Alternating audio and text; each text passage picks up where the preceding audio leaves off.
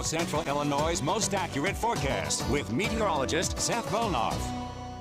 Well, it's been a nice long weekend here for us, of course, with the holiday today, but also kind of felt like a little bit of a holiday on Friday when Illinois was back in town playing some football. It just feels like it's been a really long last few days here, but we don't mind. There's been lots of fun things going on, lots of nice weather to go out and enjoy as well. Here's the look towards Grange Grove and out there in the tailgating lots from Memorial Stadium this evening.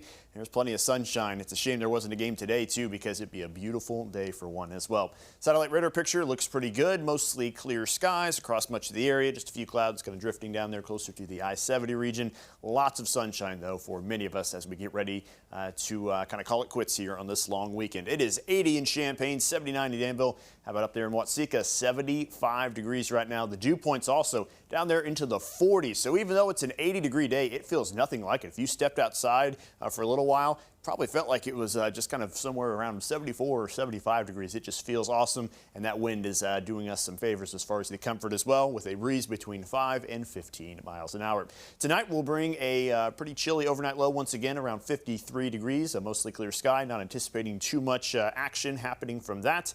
And then we get on into the official work week here now. Tuesday will actually bring us some of those warmer temperatures. There could be a few places that find their way into those mid-80s, so still getting a little warmer. The thing is, those dew points are going to stay down. There's still going to be a little bit of a breeze. So even though it's looking at a day that seems warm just by looking at that number, it's actually still going to feel very nice. It's going to feel even better if you like the cooler weather as these cold fronts set to come on in later this week arrive on through. Let's talk about this first one there late Wednesday, because that is going to be the more impactful of the two. Let's just kind of go closer to the surface here and see what's happening. First off, with the rain chances, we could really use some of it. Problem is, a lot of those chances are going to be confined up there to the I-72 region and on to the north. So there's going to be some folks that get some nice rain, maybe a thunderstorm or two embedded within that. Maybe a lot of people, though, are not going to end up with anything out of this, but hopefully we can soak up as much of it as we can as that moves on through, and then we'll see some clearer skies as we head on into our Thursday.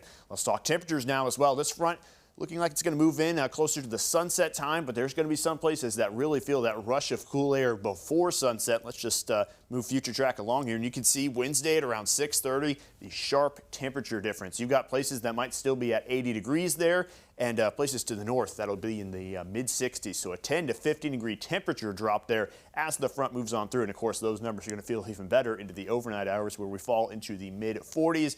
Same with your dew points. It already feels very comfortable outside with dew points into the 40s. And as that front moves on through, they'll increase a little bit. But look what happens when they pass on through, where it's gotten so low that the color actually disappears once you get below the 45-degree mark. So it's going to be very dry, very comfortable air.